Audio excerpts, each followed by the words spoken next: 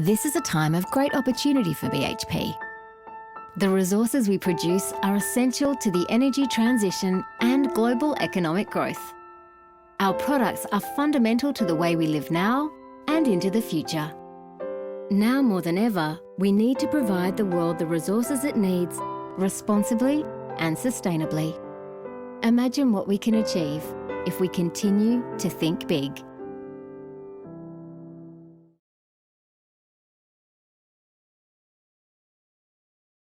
Hello, everybody. I'm Jeanne Johns, Managing Director and CEO of Incitec Pivot.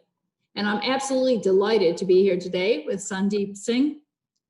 Sunny is the Group Procurement Officer for world-leading resource company, BHP. So welcome, Sunny, today. Thanks for having me, Jeanne. Really pleased to be here. Very good. So Sunny, as a head of BHP Procurement, you look after a total spend of around $20 billion across 10,000 suppliers. And of course, one of those is our Dyno Nobel explosives business. And we've developed this close partnership over the years, working with you and your team on supplying our premium technology products to BHP. And so today I'm really excited to learn a little bit more about how BHP likes to work collaboratively with suppliers across sustainability. So to kick things off, 2020 has been the most unusual of years, and what's on everybody's mind is COVID. So maybe if you could share a little bit about how BHP managed its suppliers throughout this pandemic.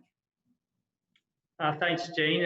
And yeah, I think you're absolutely right. It's been an extraordinary year, that's for sure, full of challenges.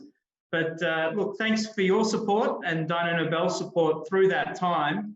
We have fared really well, and to our wider supplier base as well. A big thank you. Through this time, we managed to keep our operations running, and I think we learned a lot through the process as well.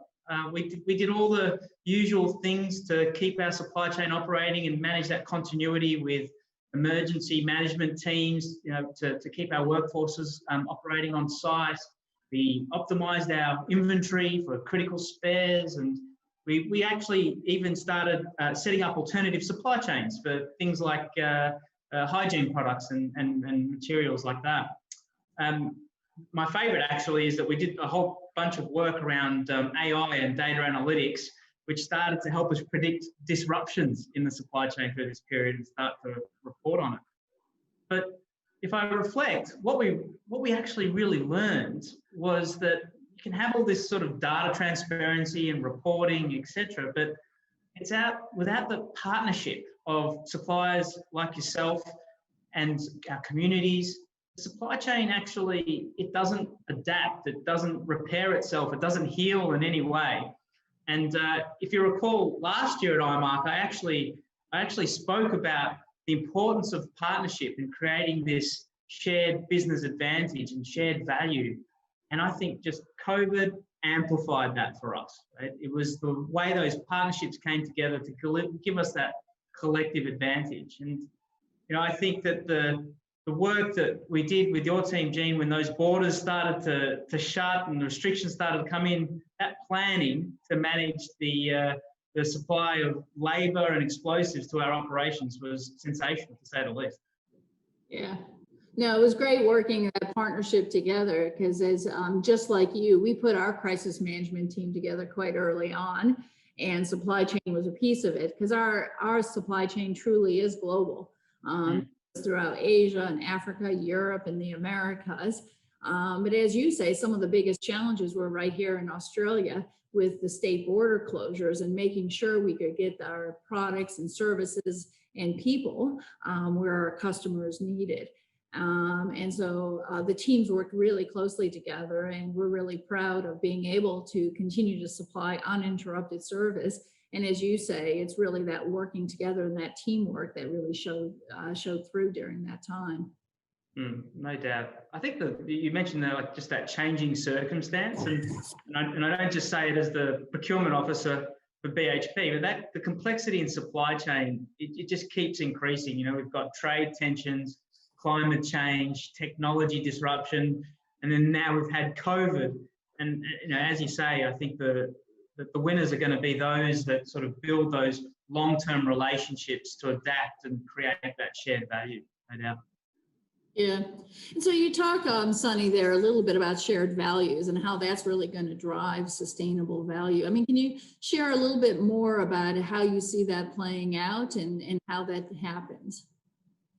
Well, if I think about it, you can have a contract, you can have strong processes, you can have procedures and governance, but shared value really takes that collaboration and takes it away from being sort of transactional and lifts it up to that next level of partnership. And I think when you have shared values, you get this partnership that creates new value.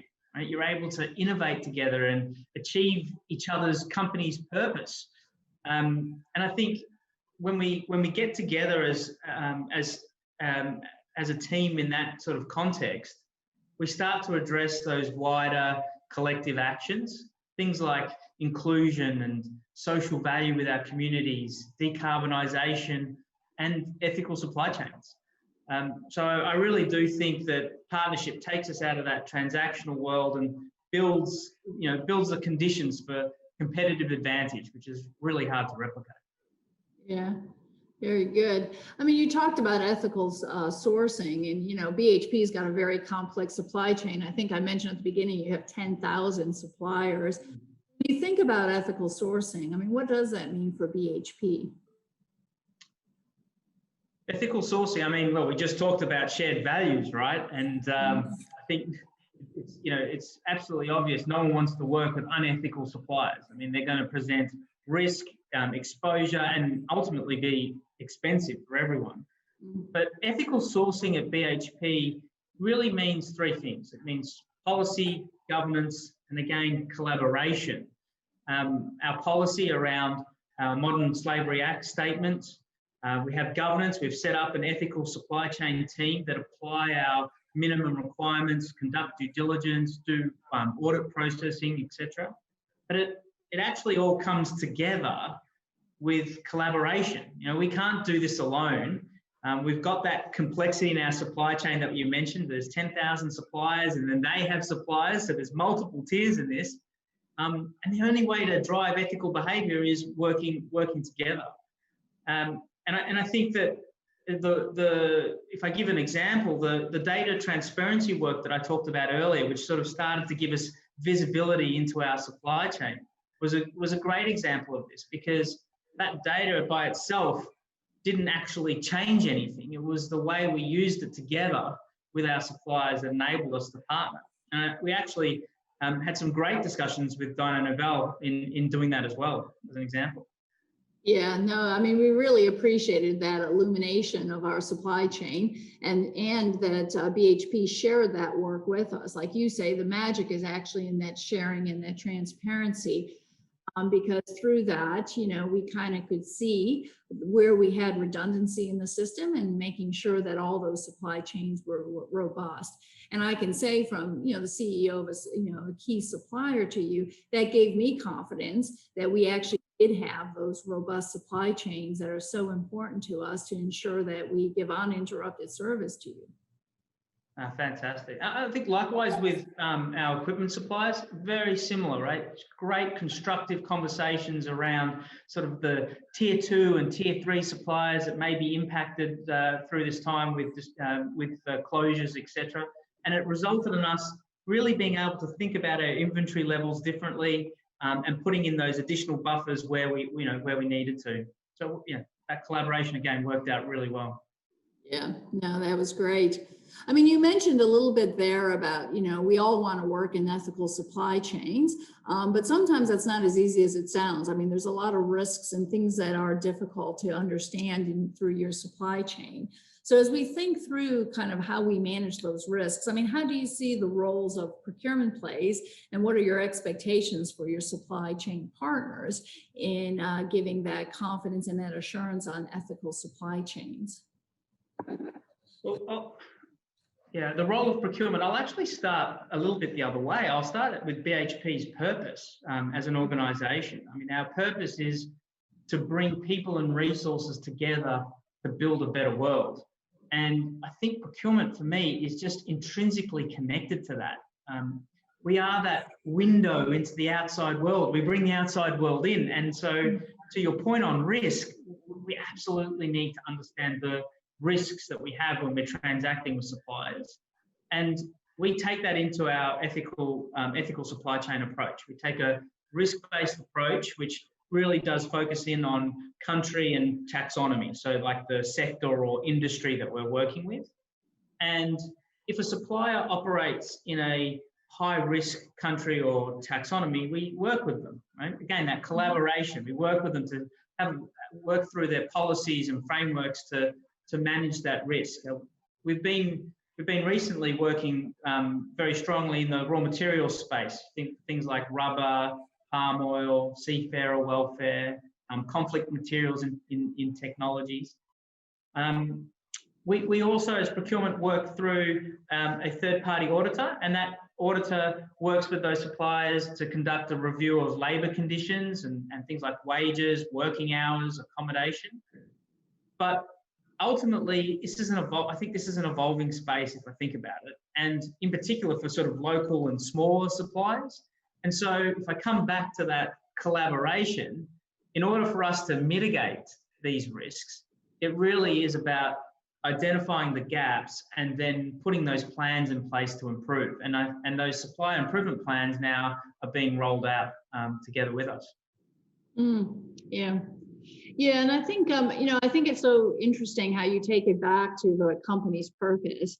And actually, I think it goes back to those aligned values that we talked about earlier between the supplier, and BHP, because I recognize that our purpose statement, making people's lives better through innovation on the ground, is very well aligned with ethical sourcing and ethical supply chains. And it really does bring together our two organizations to work collaboratively.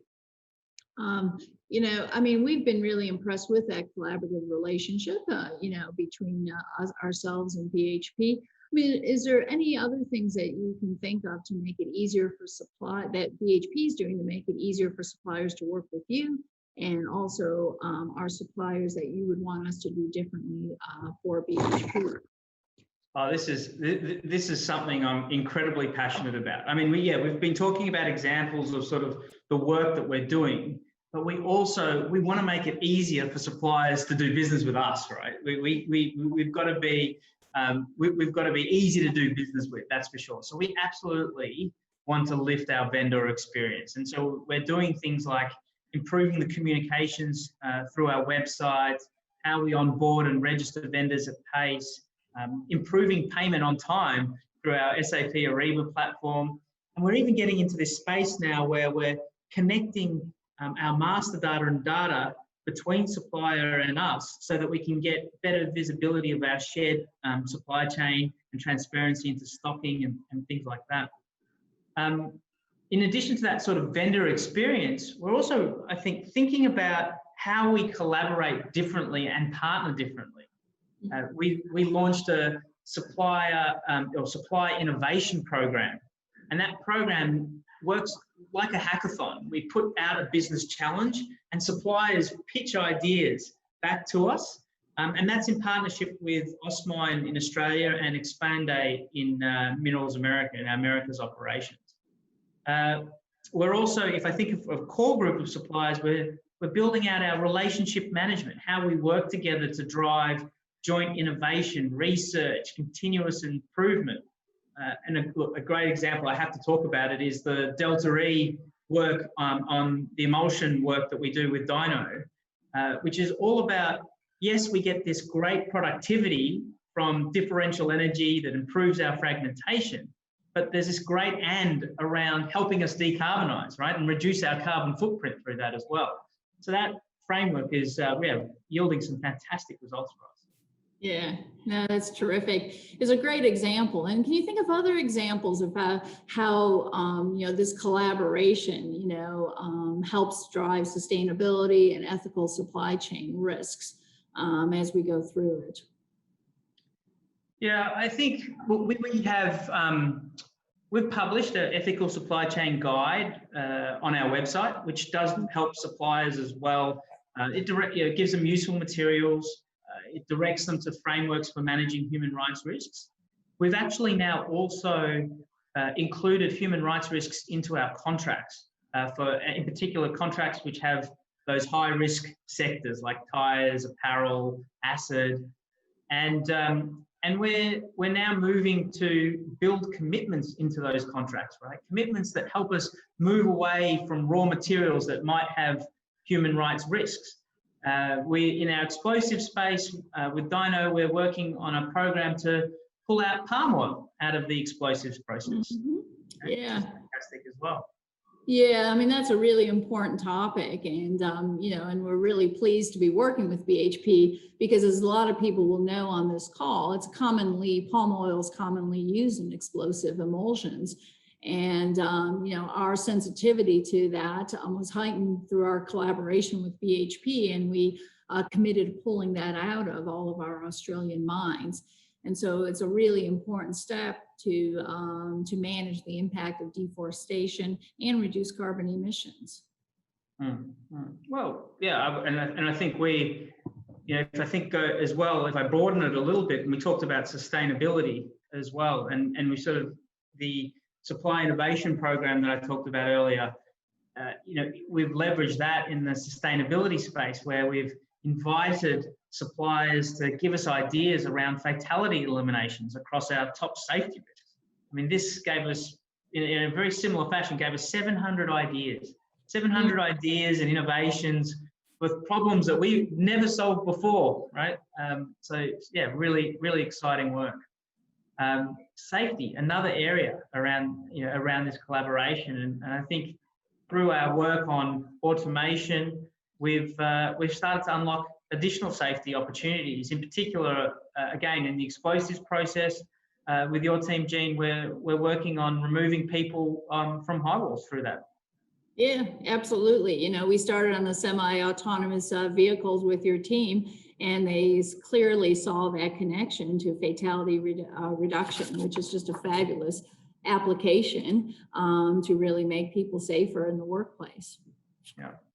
Yeah, so I think, look, for me, you asked, what's the role of procurement? And I sort of said, it's the outside world in. So we've got to make it better for suppliers in terms of their experience in working with us. We've got to collaborate differently and think differently about how we manage our relationships. But all of that comes together in this, partnership that we can stimulate to drive and deliver on things like social value with our communities, supporting the mining equipment technology sector, and of course, an ethical supply chain. So yeah, great big role for us. Yeah, terrific. And so, just before we close, can you give us a glimpse into the road ahead? Sort of what's in the next phase as we think about this collaborative relationship? Well, for BHP, this is a journey for us, and I think respecting human rights is going to be critical for us in terms of our ongoing social value objectives, and we want to work with suppliers that have those shared values and respect human rights throughout the value chain as well. But it's not a quick fix, as I said. It's going to be a real journey, and so if I think about that journey ahead, we're going to continue to focus on improving registration at pace, continuing our due diligence and audit processes, and widening that, and then rolling out improvement plans together with our suppliers. I think we're going to continue to get smarter as well with analytics and artificial intelligence to give us those insights into multiple tiers of the supply chain, which is really exciting. But we're going to ultimately deliver on this through partnership. It's where we started last year with IMARC, when we called everybody and said, hey, we need to do things differently together. It's what got us through COVID and is helping us now thrive in the new normal. So again, a big thank you to your team and to our suppliers out there. Really appreciate it. Well, terrific. It sounds like a very exciting future ahead. As you say, it's a great journey so far, and I'm looking forward to the next phase. Thanks so much, Sunny, for the conversation. It's been a great time, and thanks everybody for joining us today, and enjoy the rest of IMARC.